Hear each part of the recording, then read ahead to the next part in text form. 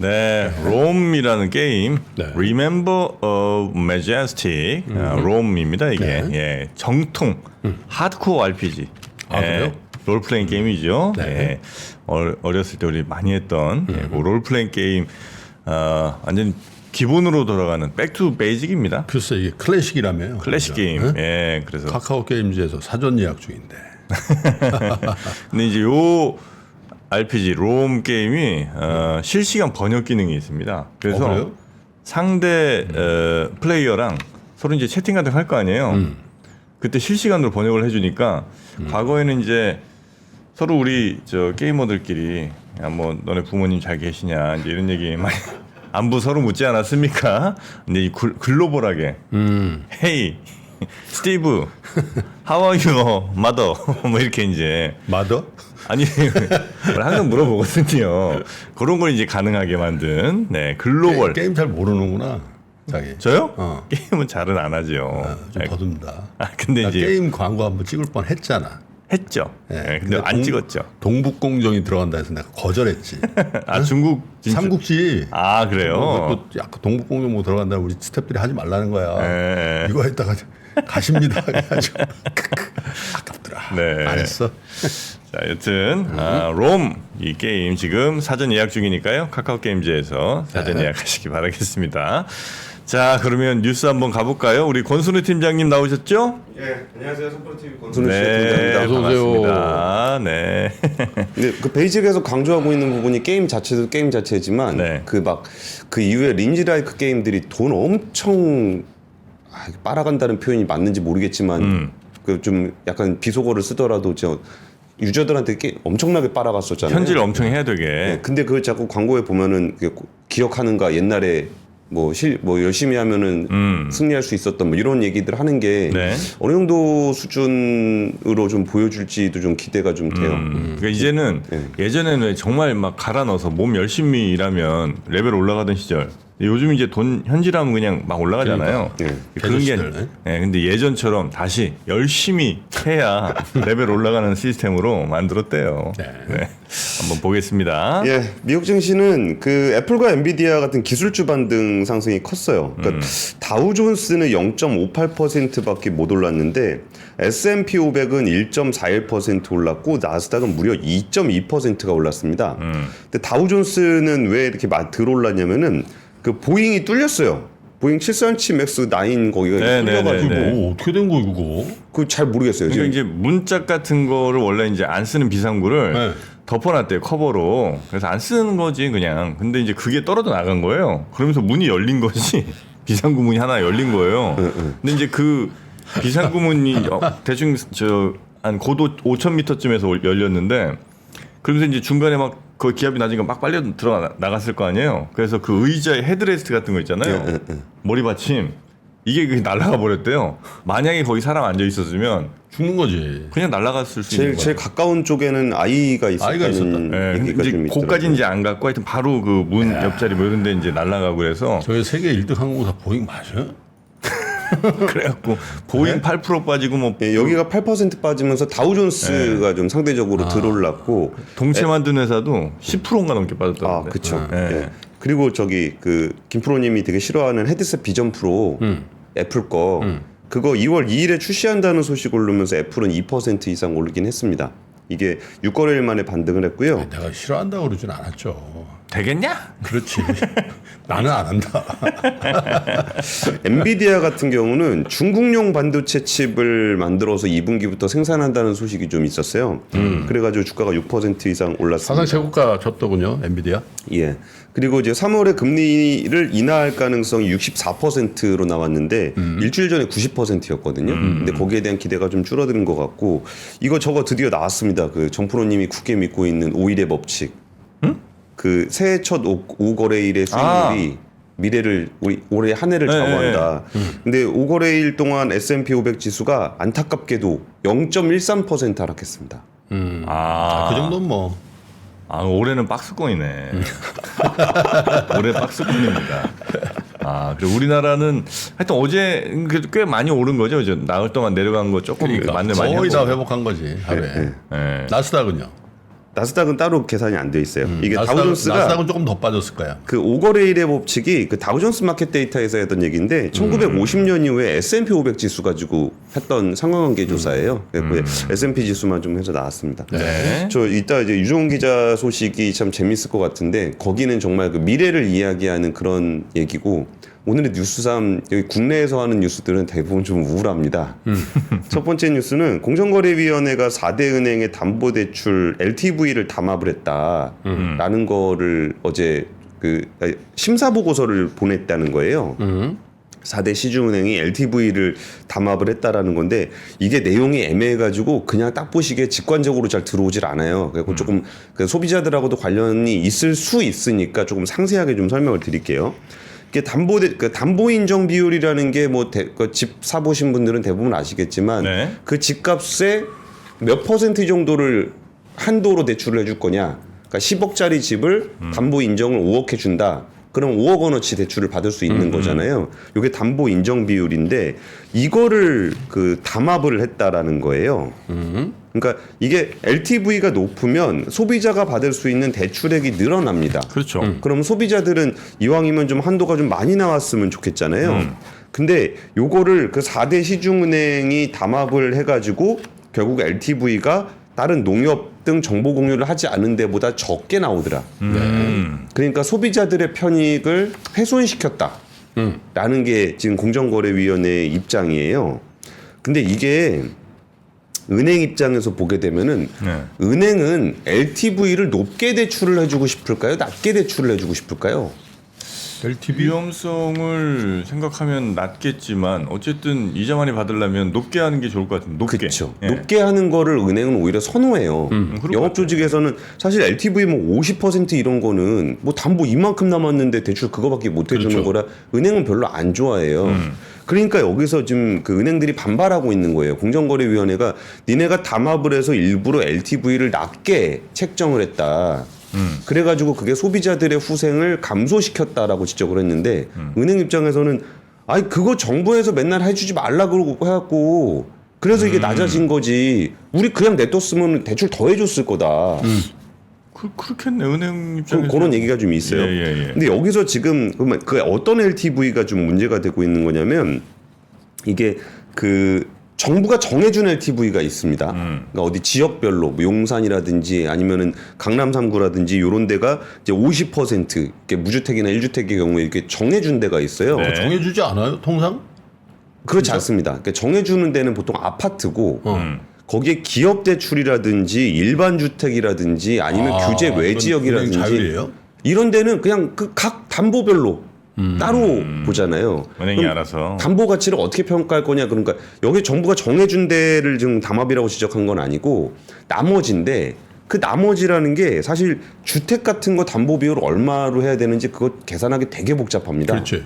그러니까 예전에 뭐 소담보대출, 돼지담보대출 뭐 이런 것들도 옛날에 좀 얘기가 나왔었거든요. 네. 근데 그거 어떻게 평가할지 진짜 애매하고 제가 그때 농협 출입할 때 들었던 얘기는 예를 들어 양식장 있다. 그럼 양식장 있으면 이거 거기에 양식된 물고기들이 있을 거 아니에요. 네. 그 몇 마리냐 그래가지고 거의 한 3, 4천 마리 됩니다. 이러면 그거 3, 4천 마리면 폭이 너무 넓잖아요. 담보 어떻게 잡는지 되게 애매하거든요. 사실 그게 우럭 3천 마리하고 또 참돔 3천 마리하고 또 다른 거거든. 그렇잖아. 3배 이상 차이 나. 참돔으로 갑니까? 그럼. 다금바리 어떻게 한번 갈까요? 다음발이 그렇지. 다음발이는 10배 이상 비싸겠지.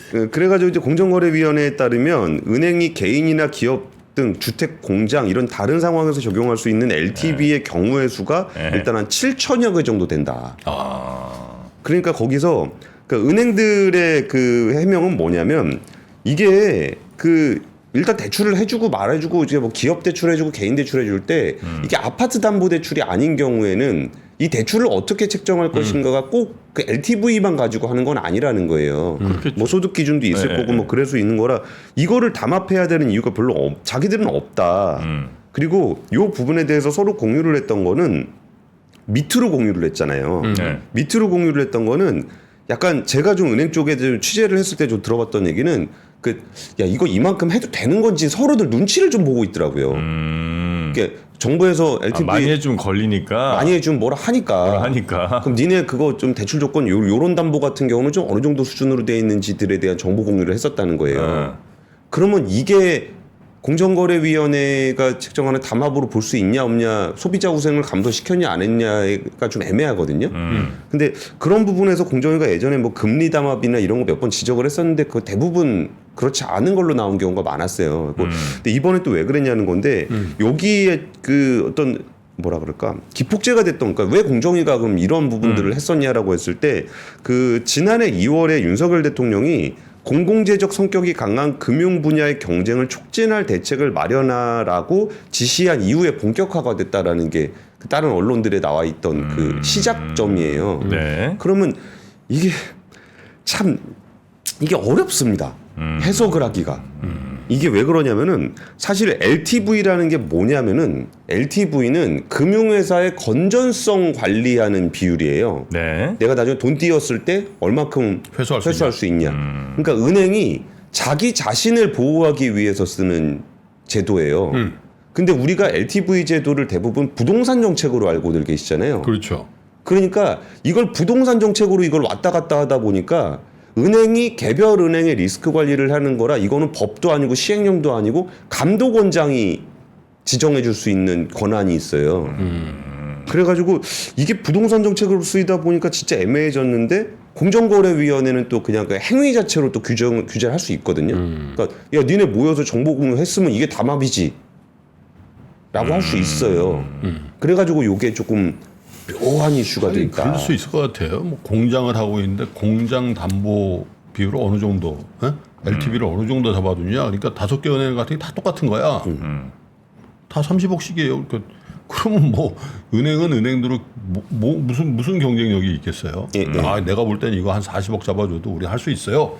하고 40억을 줘야 소비자도 좋고 은행도 차별화가 되는데 그렇죠. 싹 다 그냥 30억으로 딱 통일되면 사실 그건 은행 하나라고 봐야지 실제로. 그렇죠. 근데 타이밍이 딱 요즘 은행의 상생이다 뭐. 예.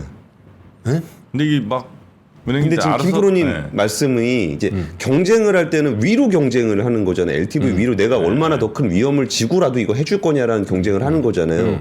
근데 지금은 담합을 해서 낮췄다는 거예요, LTV를. 다 같이. 그러니까 이것도 문제가 예를 들어 야 우린 70 해줄게요. 근데 저 옆에 은행이 우린 75 해줄게요. 뭐 이렇게 계속 갈 거 아니에요. 어차피 괜찮을 것 같으니까 막 90 막 이렇게 가다 보면 나중에 이제 뭔가 경기 안 좋을 때 빵 터지는 일들이 막 생길 수 있으니까. 예. 그래서 그 무한 경쟁으로 가는 것도 사실 위험성이 좀 근데 그건 은행 내부에서 또 네. 영업 일선에 있는 지점장은 해주자 그러고 저 뒤에 맞아요. 심사부에서는 말이 된다 됩니까 이래가지고 자율조정을 해요. 엄청 싸우잖아요. 그래서 예. 돈은 누가 벌어옵니까? 막 그러면서 이제 영업부서에서 막 하고 심사부서에서는 터지면 당신이 책임질 거야. 그러면서 또 싸우고 막 그러잖아요. 그게 사실 원래 맞는 거지. 예, 예. 정상적인 견제와 균형이죠. 그게. 근데 요건 하여튼 그 밑으로 담합이 굳이 따지자면 밑으로 담합이라 은행에서는 사실 이렇게 할 이유가 전혀 없다는 거죠. 그러니까 자기는 돈 벌려고 하는 거면 그럴 이유가 없다. 오히려 정부가 이게 눈치 본 거지. 규정을 좀 잡아놓으니까 그거 맞추려고 그러니까 그거 맞추려고 서로 정보를 공유해서 딱 맞춘 게 아니라 그냥 서로 너네는 어떻게 하니라 그냥 물어봤다는 정도의 얘기예요. 예, 두 번째 얘기는 그 태형 얘기를 언제까지 드려야 될지 잘 모르겠는데 네. 이게 며칠 안 남긴 했어요. 11일이 1차 게시니까 아, 내일 모레네. 예, 한 내일 정도면은 얼추 결론이 나오지 않을까 싶은데 전 이거 취재하면서 되게 그냥 좀 계속 보고 있으니까 이게 뒤에 있는 내용들이 이렇게 쭉 연결이 되거든요. 근데 처음 듣는 분들은 좀 낯서실 수 있을 것 같아갖고 어떻게 설명드려야 될지가 좀 애매하기는 해요. 지금 어쨌든 이 문제는 한 1000여 개 정도의 협력업체, 구매업체들이 좀 달려있는 얘기고 그 분양자들도 한 2만여 명 정도가 이게 영향을 받을 수 있는 사건이에요. 이게 만약에 법정관리 가게 되면 여기서 이제 또 수많은 분쟁들이 발생할 수 있거든요. 근데 어제 제가 그 뉴스 보도 드릴 때 그러니까 처음에 채권단하고 약속했던 돈 중에 890억 원을 태형건설에 지원을 안 했다. 그래가지고 요거를 지원을 안 한 돈을 TY홀딩스 연대보증채무관인데 썼다. 그럼 그 890억을 어떻게 메울 거냐. 태형건설 지원하기로 약속한 거. 그랬을 때 그 따님인 윤재원 블루원 대표의 사재가 있는데 그거를 낼 거냐 말 거냐 해서 안 내고 있었다라는 얘기까지 어제 전해드렸거든요. 네. 근데 어제 결국은 내기로 했습니다. 그 윤재원 대표도 내기로 했는데 그냥 낸 건 아니고요. TY홀딩스에 자기 돈을 빌려주고서 TY홀딩스가 태형건설에 지원을 해주는데 빌려주는 대가로 그 SBS 지분담보를 잡았습니다. 그러니까 만약에 이게 다 최악의 경우가 생긴다 그러면 윤재원 대표가 그 SBS 지분을 가져가게 되는 그런 상황이 되겠죠. 최대 주가는 아니에요. SBS 주식을 그렇게 자연스럽게 물려주는 거 아니에요? 그럼? 근데 그러기에는 이미 다 물려줬습니다. 윤석민 회장에게. 그러니까 SBS가 아니라 TY홀딩스를 다 물려줬죠. TY홀딩스를? 예. 그건 LTV 얼마인가?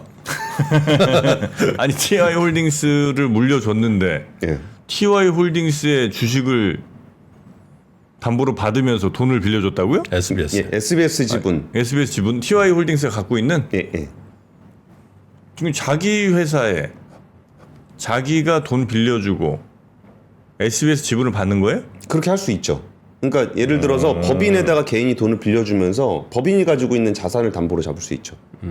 근데 사실 뭐 우리가 좀 확실하게 기대했던 거는 이게 자기 재산 탁 넣는 그런 거를 기대를 하겠지만 사실 그렇지 않은 장치들은 많이 담겨 있습니다. 정프로가 3%에 돈 빌려주면서 압권 채널 담보 잡는 거랑 비슷한 거야. 내놔. 근데 좀 빨리빨리 진행할게요. 네. 최상목 경제부총리가 공적 자금 투입은 없다라고 굉장히 강한 어조로 얘기했는데 사실 이거는 말장난에 가깝습니다. 공적 자금이 조성된 거는 IMF 때 말고는 없어요. 그럼 이게 산업은행 돈이 이제 일반적으로 우리가 인식하기에는 공적 자금이라고 인식을 할 텐데 네. 공무원의 말투에서는 공적 자금이 아니라고 얘기합니다. 그러니까 공적 자금 투입은 없다라고 강조하는 것들을 우리가 그냥 고지고대로 믿을 게 아니라 채권단에서 지나치게 과잉으로 특혜를 주면 안 된다는 것들에 대한 견제는 계속적으로 있어야 될 것 같고요. 지금 얘기가 나오는 게 좀 1차전에서는 그 아까 890억 다시 메워놔라 그게 1차전이었잖아요. 지금 2차전은 지금 뭐가 포인트가 되냐면은 11일 날 워크아웃을 우리가 한번 해봅시다 라고 결론이 나면은 석 달 동안 그럼 우리가 얼만큼 손해를 보면 됩니까?를 실사를 해요. 그러면 석 달 동안은 은행들이 그럼 우리가 저 어느 정도 지원을 해야 되지라고 이제 그거를 계산해 봐야 되는 시간이 오잖아요. 그럼 그 석 달 동안은 뭔 돈으로 살아남냐는 거예요. 그러니까 은행이 지원을 하려 그래도 얼마를 지원해 줘야 되는지 알아야 지원을 해줄 거잖아요. 네. 그럼 그거 평가하는데 3개월이 걸린다고요.